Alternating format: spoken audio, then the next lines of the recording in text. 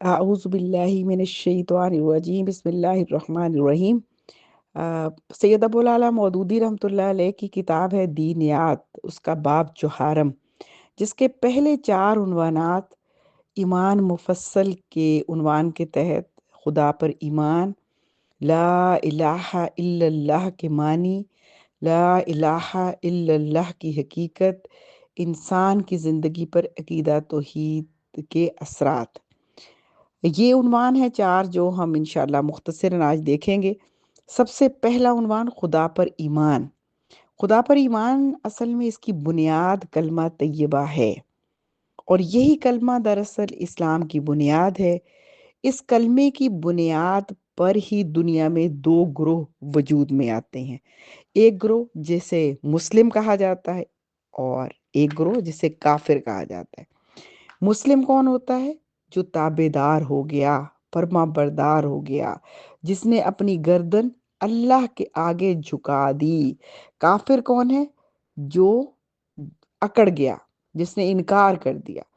تو مسلم گروہ کے لیے جو خوشخبری ہے وہ کیا ہے کہ دنیا سے لے کر آخرت تک کامیابی اور سرفرازی اس کا مقدر ہے، اور کافر گروہ کے لیے کیا ہے؟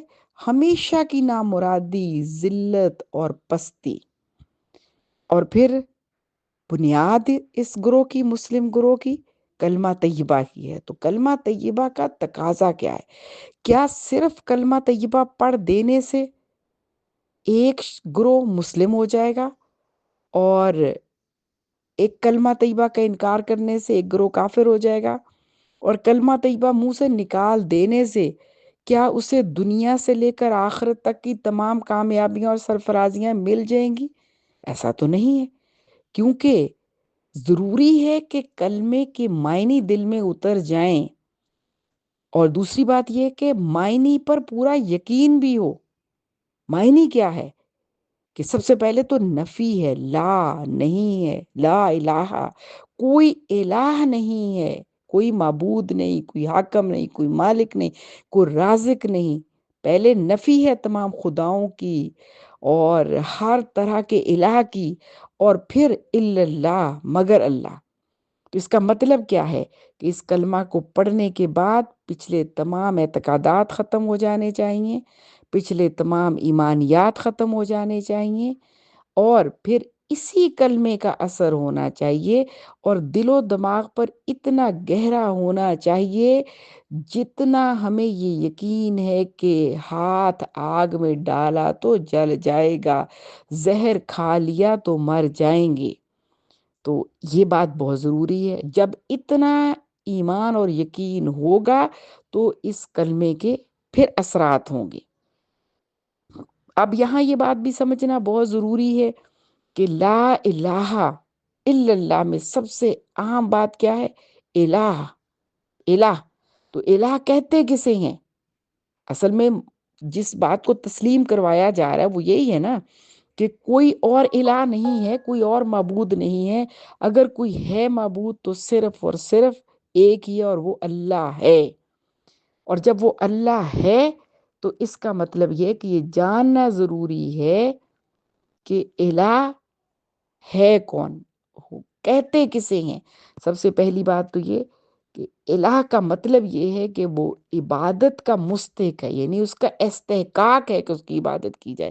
اس کے علاوہ کسی کا استحقاق ہی نہیں ہے کہ اس کی عبادت کی جائے۔ اور دوسری بات یہ کہ جس کی ہم عبادت کر رہے ہیں اس کی قدرت بہت بڑی، اس کی ہستی بہت بڑی ہے، وہ بے انتہا قدرت کا مالک ہے۔ اس کی قدرت، اس کی ہستی، اس کی شان، اس کے انعامات اتنے ہیں کہ وہ اس بات کا حق رکھتا ہے کہ اس کی عبادت کی جائے۔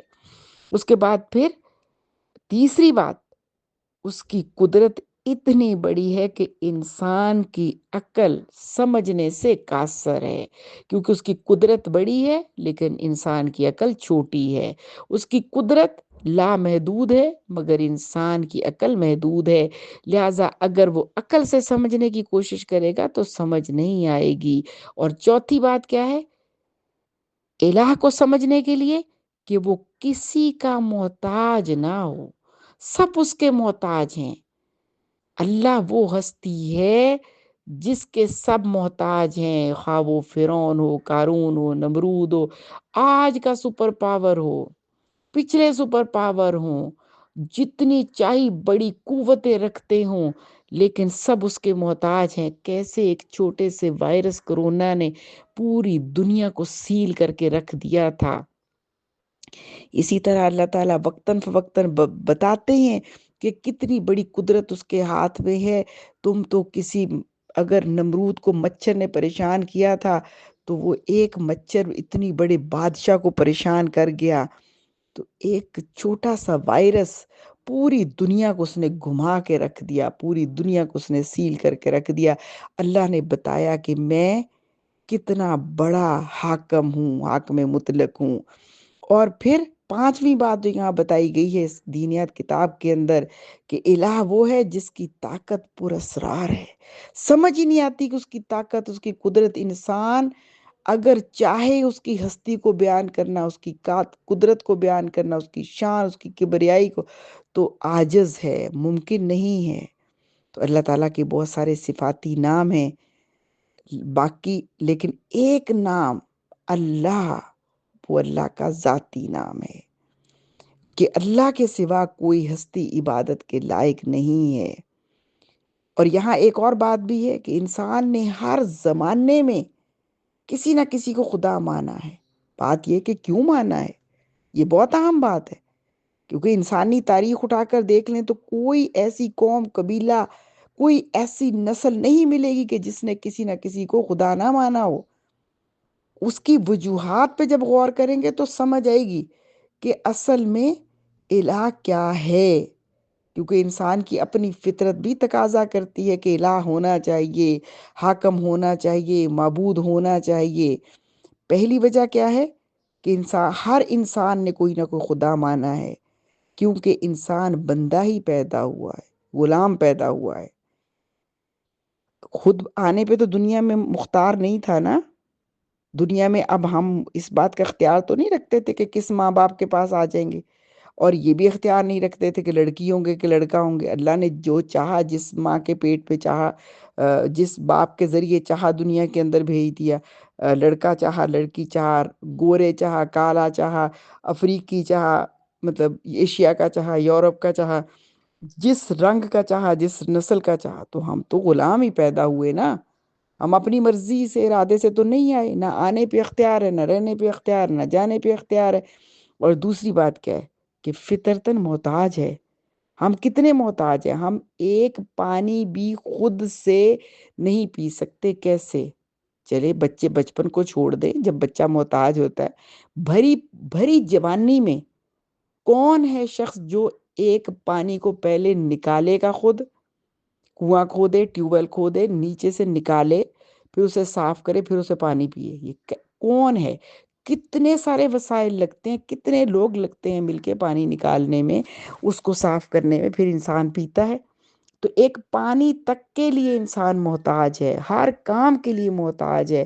سب مل جل کر ہم اپنی ضروریات پوری کرتے ہیں۔ تیسری بات کیا ہے؟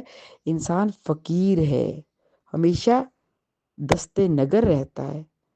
اب پیدا ہوئے، ماں باپ کا محتاج، بڑے بہن بھائیوں کا، چچا تایا، دادا دادی، نانا نانی، بڑے ہو گئے، جوان ہو گئے تو بیوی شوہر کی محتاج، شوہر بیوی کا محتاج۔ یعنی ہم ہمیشہ سے ہی فقیر رہیں گے، ایک دوسرے سے مانگتے رہیں۔ اور ہمارے پاس اپنا کیا ہے، ذاتی کیا ہے؟ جو دیا اللہ نے دیا، تو لہٰذا ہم فقیر ہیں، اسی سے مانگتے ہیں۔ ہمارے پاس اپنا ذاتی کچھ بھی نہیں ہے۔ یہ جو جسم ملا یہ بھی اللہ نے دیا، یہ جو روح ہے وہ بھی اللہ کی ہے، ہر چیز اللہ کی طرف سے ہے، تمام اعضاء اللہ نے دیے، ہمارے پاس اپنی کوئی چیز نہیں ہے۔ اور پھر چوتھی بات کیا ہے کہ ہمارے قبضہ قدرت میں کچھ بھی نہیں ہے۔ جو آج میرے پاس ہے، کیا میں اسے رکھ سکتی ہوں؟ اپنے جسم کو، اپنے اعضاء کو، اپنی عقل کو، اپنے علم کو، اپنی عمر کو، اپنی اولاد کو، کوئی چیز بھی میں اپنے پاس نہیں رکھ سکتی جب تک میرا اللہ نہ چاہے۔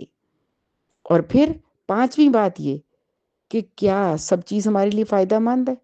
اگر ہمارا اختیار ہوتا تو کوئی چیز ہمارے لیے نقصان دہ نہ ہوتی، لیکن ہمارے لیے بہت ساری چیزیں فائدہ مند ہیں، بہت ساری نقصان دہ ہیں، لیکن وہ ہمارے اختیار میں نہیں ہے ہمارے لیے کیا فائدہ مند ہے کیا نقصان دہ ہے۔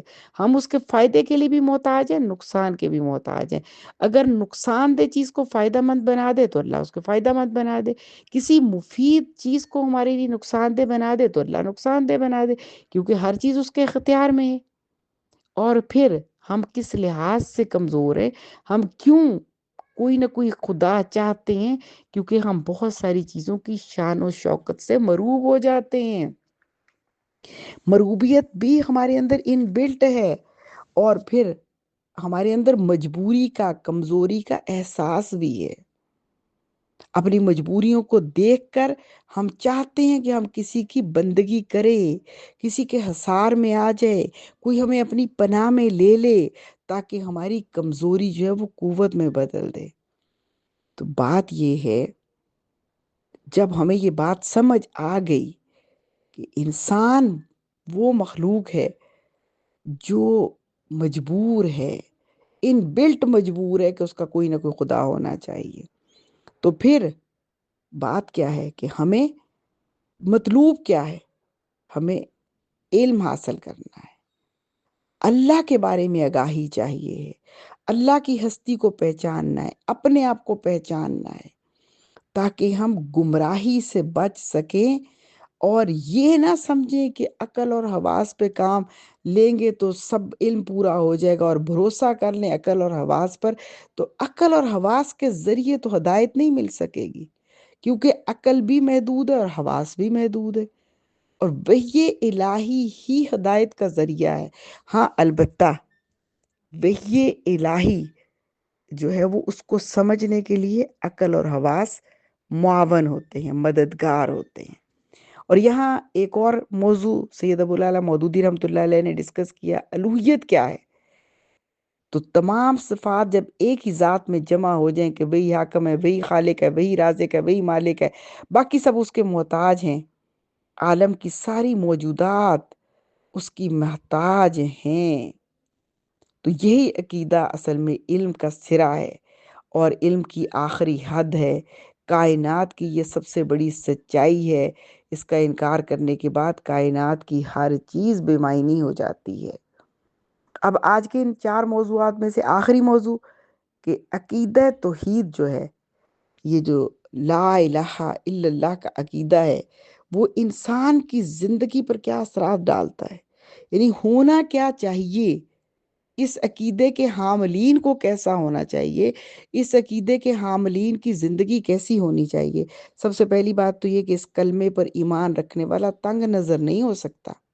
کیسے؟ اس لیے اسے پتا ہے کہ میرا اللہ اتنا بڑا ہے، اس کی ہستی اتنی بڑی، اس کی قدرت اتنی بڑی ہے، تو وہ تنگ نظر کیسے ہو سکتا ہے؟ اسے کائنات میں کوئی چیز غیر نظر نہیں آتی، وہ سب کو ایک مالک کی ملکیت سمجھتا ہے، اور اس محبت اور ہمدردی کسی اس شخص کی محبت اور ہمدردی کسی دائرے کی پابند نہیں ہوتی، کیونکہ اس کا رب بہت بڑا ہے نا، تو لہٰذا اس کی محبت اور ہمدردی بھی وسیع دائرے میں پھیل جاتی ہے، اور اس کی محبت اور ہمدردی بھی وسعت اختیار کر جاتی ہے، وہ تنگ نظر نہیں ہوتا۔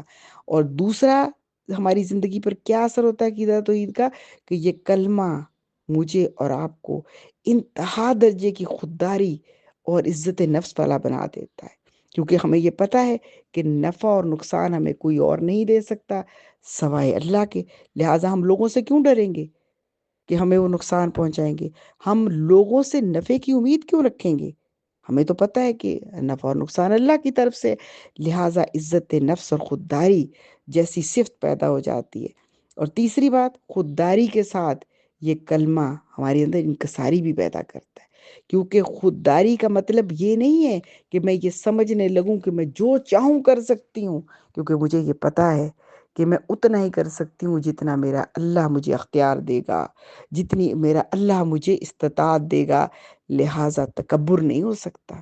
اپنی حیثیت کا پتہ ہے کہ اللہ کے سامنے میری حیثیت کوئی نہیں ہے، تو پھر عاجزی اور انکساری، نہ اپنی دولت، نہ اپنی قوت، نہ اپنی قابلیت پر کوئی گھمنڈ نہیں ہوتا، کیونکہ ہمیں پتہ ہے جو میرے پاس علم ہے وہ اس کا دیا ہوا ہے، اور جب تک دنیا ہے تو جو بھی کچھ ہے خدا نے ہی دیا ہے، خدا ہی دے گا، لہٰذا انسان عاجز ہو جاتا ہے۔ چوتھی صفت جو پیدا ہوتی ہے وہ یہ کہ انسان یہ بھی سمجھتا ہے کہ نفس کی پاکیزگی اور عمل کی اصلاح کے علاوہ میرے پاس نجات اور فلاح کا کوئی راستہ نہیں ہے۔ یعنی اب یہ سمجھ آ جاتی ہے کہ میں اگر یہاں سے بھاگ کر جانا چاہوں تو کیا میں آسمان پہ چڑھ جاؤں گا، یا میں اللہ سے بھاگ کے جاؤں تو ایسی کوئی سرزمین موجود ہے جہاں اللہ کی حکمرانی موجود نہ ہو؟ نہ ہی اللہ سے بھاگ کے آسمان پہ جا سکتا ہوں، نہ ہی اللہ سے بھاگ کے ایسی سرزمین پہ جا سکتا ہوں جہاں اللہ کی حکمرانی نہ ہو۔ تو سوائے اس کے میرے پاس کیا اختیار رہ جاتا ہے کہ میں اللہ ہی کی اطاعت اختیار کروں، اپنے نفس کی پاکیزگی اختیار کروں اور اپنے عمل کی اصلاح کر لوں۔ اور یہ بات بھی سمجھ آ جاتی ہے کہ وہاں آخرت کے دن نہ حسب پوچھا جائے گا، نہ نسب، اور نہ کسی ہستی کی سفارش کوئی کام آئے گی۔ اصل میں وہاں اللہ کی رحمت اور اللہ کی اطاعت اور اس کی بندگی کام آئے گی۔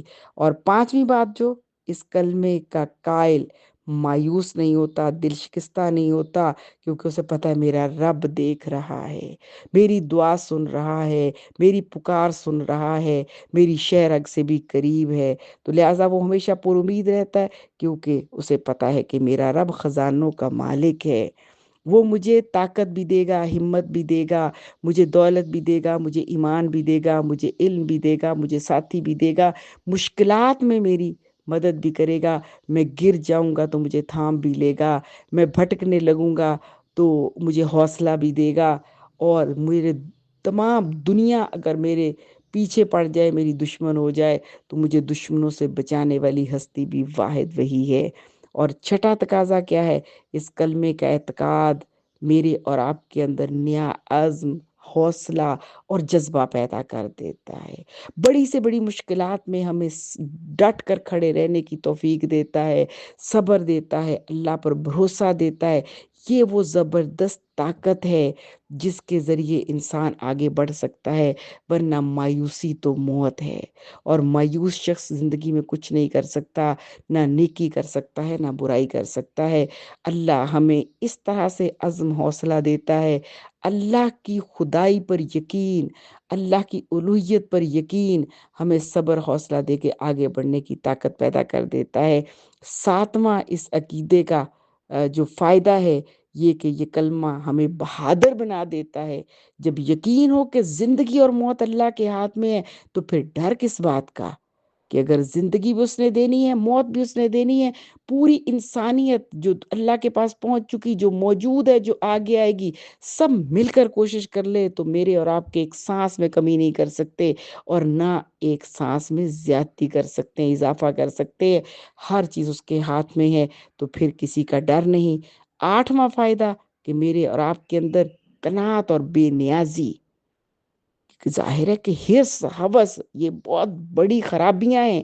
جس کے اندر حرص پیدا ہو جائے، ہوس، لالچ ہو، تو انسانیت کے درجے سے گر کر حیوانیت کے درجے پہ پہنچ جاتا ہے۔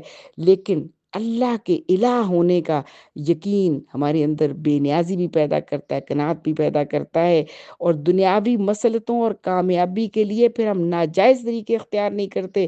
ہم سمجھتے ہیں کہ اگر میرے اللہ نے یہ ترقی لکھی ہے تو وہ دے دے گا، اگر یہ کامیابی لکھی ہے تو مل کر رہے گی، عزت اور ذلت اس کے ہاتھ میں ہے، لہٰذا عزت اسی سے مانگنی ہے، ذلت سے پناہ بھی اسی سے مانگنی ہے، پلٹ کے اسی کے پاس جانا ہے۔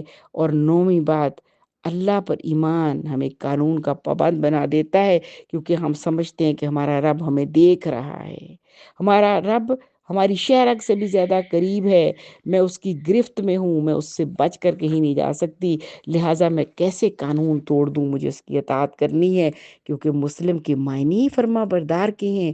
خدا کا فرما بردار ہونا ممکن ہی نہیں جب تک انسان اس بات پر یقین نہ کر لے کہ اللہ کے سوا کوئی الہ نہیں ہے۔